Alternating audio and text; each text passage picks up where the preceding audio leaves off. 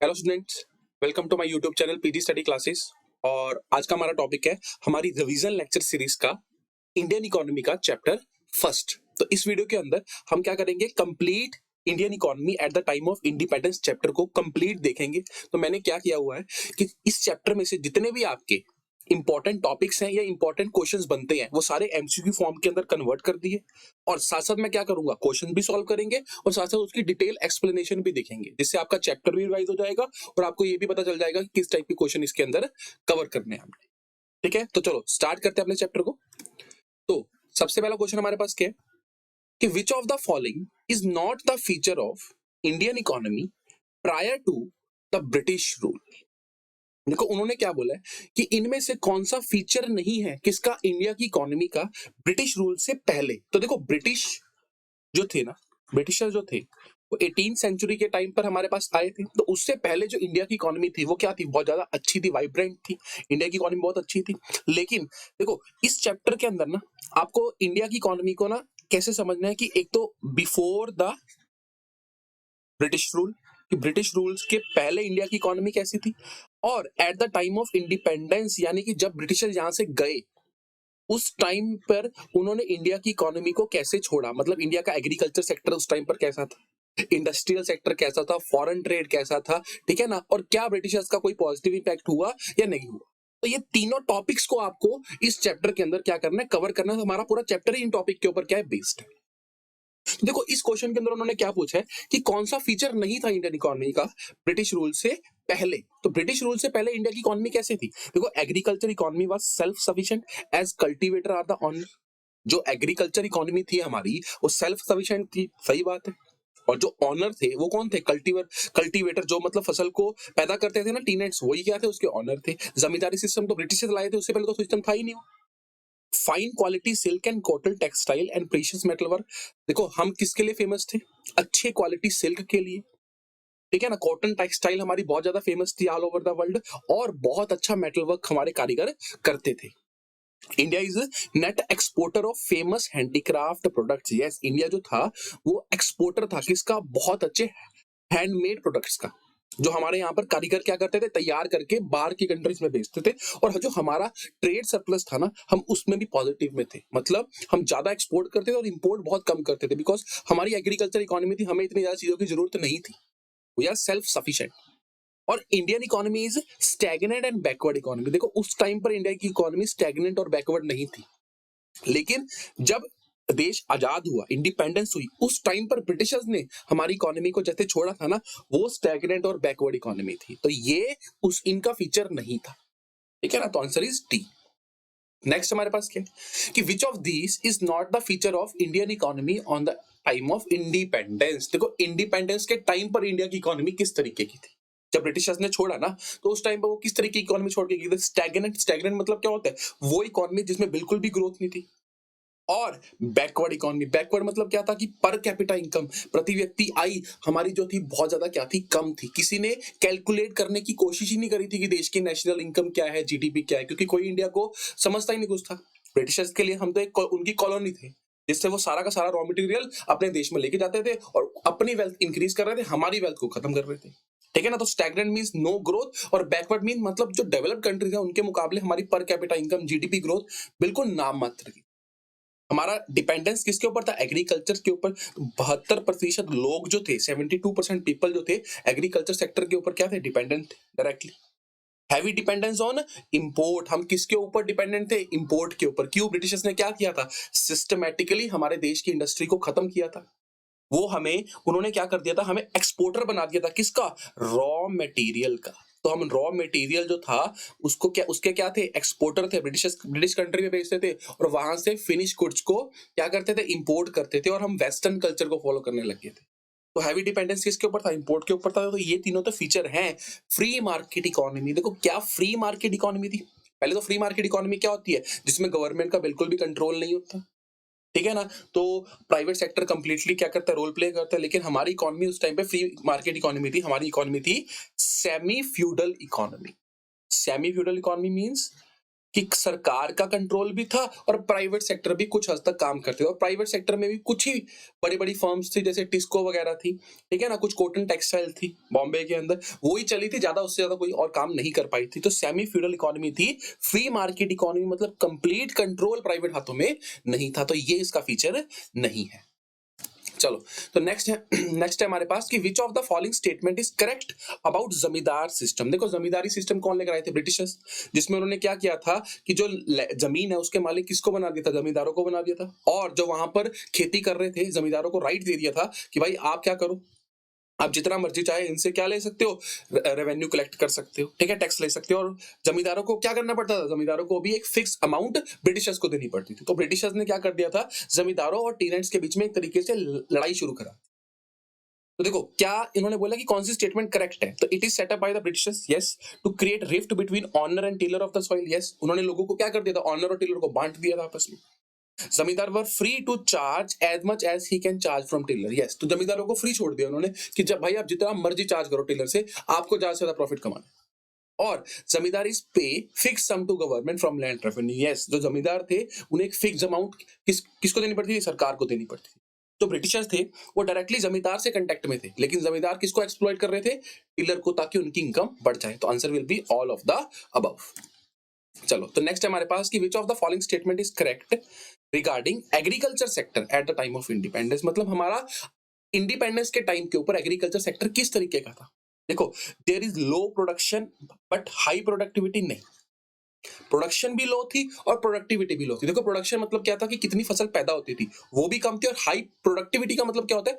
प्रति एकड़, कि पर एकड़ के अंदर हम कितने केजी प्रोड्यूस कर पाते थे। देखो, प्रोडक्शन तो लो थी क्योंकि हमारे पास इतनी ज्यादा डेवलप्ड फर्टिलाइजर नहीं थे, जमीनें नहीं थी, और प्रोडक्टिविटी भी कम थी। जहां पर फसल पैदा भी होती थी ना, वो भी बहुत सारा, कोई बात क्या होता था, कीड़ा लग जाता था, कुछ भी लग जाता था, जिससे नुकसान हो जाता था। तो प्रोडक्टिविटी भी क्या थी? लो थी, हाई नहीं थी।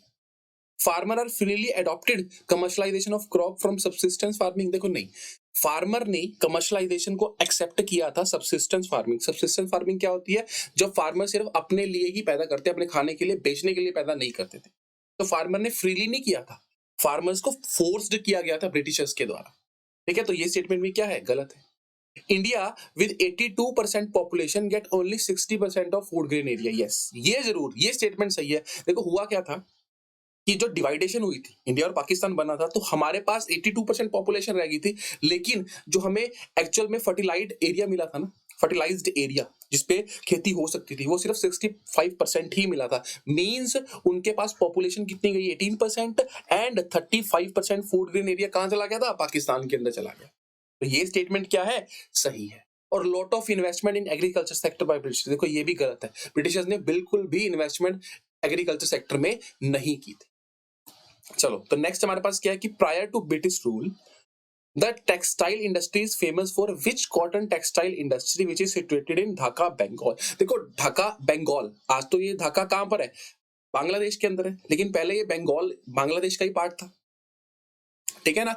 तो बेसिकली क्या है कि उन्होंने बोला कि कौन सी इंडस्ट्री थी फेमस उस टाइम पर, ब्रिटिशर के टाइम पर, ठीक है ना, ब्रिटिश रूल से भी पहले।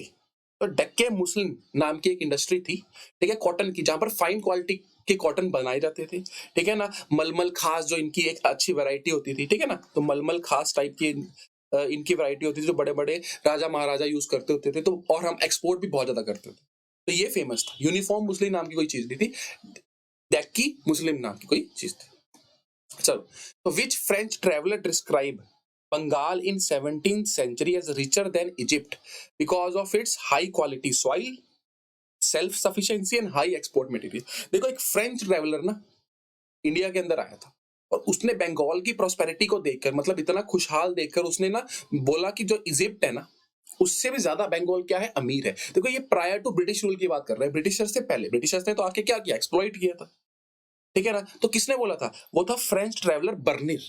देखो, दादा भाई नौरोजी तो कौन थे, या वीके राव कौन थे? ये वो नोटेड इकोनॉमिक्स थे जिन्होंने नेशनल इनकम को कैलकुलेट करने की कोशिश की थी इंडिया के अंदर, नेशनल इनकम को कैलकुलेट करने की कोशिश की थी। और याद रखना, दादा भाई नौरोजी ने एक बुक लिखी थी, ड्रेन ऑफ इंडियाज वेल्थ। भाई, जो ब्रिटिशर्स थे वो सारा का सारा इंडिया का प्रॉफिट जो था वो अपने एडमिनिस्ट्रेशन एक्सपेंसेस, वॉर के ऊपर लगा रहे थे, इंडिया की सारी वेल्थ को ड्रेन कर रहे थे। चलो तो नेक्स्ट है हमारे पास कि which of the following is correct regarding industrial sector during British rule. देखो ब्रिटिश रूल के टाइम पर इंडस्ट्रियल सेक्टर किस तरीके का था कि Britisher put heavy duty on export of Indian handicraft products to other country. Yes, देखो Britishers ने पता है क्या बोला था कि अगर इंडिया एक्सपोर्ट करेगा हैंडीक्राफ्ट को या कहीं भी एक्सपोर्ट करता है हैंडीक्राफ्ट को, चाहे ब्रिटेन में करे या कहीं भी करे, क्योंकि हैंडीक्राफ्ट तो इंडिया का फिनिश गुड था, तो उसके ऊपर हाई टैक्स लगेगा। लेकिन अगर इंडिया रॉ मटेरियल एक्सपोर्ट करता है और वो भी किसको, ब्रिटेन को, तो कोई टैरिफ नहीं है। इससे इसी को तो बोलते हैं सिस्टमैटिक डी इंडस्ट्रियलाइजेशन, इंडिया को खत्म कर दिया उन्होंने। ठीक है, तो ये बात सही है। No tariff on export of raw material and import of finish goods. Yes, किसी प्रकार का कोई भी टैक्स नहीं लगता अगर इंडिया रॉ मटेरियल को एक्सपोर्ट करेगा और इंपोर्ट करेगा फिनिश गुड्स को। कहां से, ब्रिटेन से। Lack of capital good industry in India. देखो कैपिटल गुड्स मतलब बड़ी बड़ी मशीनें बनाने वाली इंडस्ट्रीज, तो वो तो थी ही नहीं। सिर्फ एक टिस्को, टाटा या टाटा बिरला कुछ छोड़कर एक दो कंपनीज थी, उसके अलावा तो और कोई कंपनी नहीं थी। तो कैपिटल गुड की इंडस्ट्री बिल्कुल ही नहीं थी, ये भी बात सही है। And industrial sector shows very low contribution to GDP. Yes, देखो इंडस्ट्रियल सेक्टर का तो कंट्रीब्यूशन मुश्किल से 7-8% था जीडीपी के अंदर। तो ये सारी बातें क्या, industrial sector eight the time of independence क्या है, सही है। चलो तो मैच द फॉलोइंग, इसको मैच करना है। देखो सुएज कैनाल, जो सुएज कैनाल थी वो ना ब्रिटिशर्स ने बनाई थी ताकि उनके गुड्स आसानी से इंडिया से ब्रिटेन जा सके। तो आजकल ये इजिप्ट के अंदर से निकाली गई थी। इसको क्या था, टाटा आयरन स्टील कंपनी, ठीक है ना। तो ये 1907 के अंदर बनाई गई थी। फर्स्ट रेलवे कब इंट्रोड्यूस की गई थी, 1850 के अंदर। और ईयर ऑफ ग्रेट डिवाइड, देखो ईयर ऑफ ग्रेट डिवाइड मतलब क्या है कि 1911 या 1900 के टाइम पर पॉपुलेशन इतनी ज्यादा नहीं बढ़ी थी, लेकिन 1921 के बाद ना अचानक से पॉपुलेशन जो थी इंडिया की बहुत ज्यादा बढ़ने लग गई थी। इसको बोलते हैं ईयर ऑफ ग्रेट डिवाइड। और फर्स्ट सेंसस कब हुआ था, फर्स्ट सेंसस ब्रिटिशर्स ने किया था 1881 के। चलो तो एक बुक थी drain of India's wealth book, written by Dadabhai Naoroji, because of trade surplus of India used for war and administrative expenses by British in India. क्या ये बात सही है कि गलत है? देखो ये बिल्कुल सही बात है कि एक दादा भाई नौरोजी थे, एक नोटेड इकोनॉमिक्स थे, उन्होंने ना बुक लिखी थी ड्रेन ऑफ इंडियन वेल्थ, कि कैसे इंडिया की वेल्थ को ब्रिटिशर्स खत्म कर रहे हैं।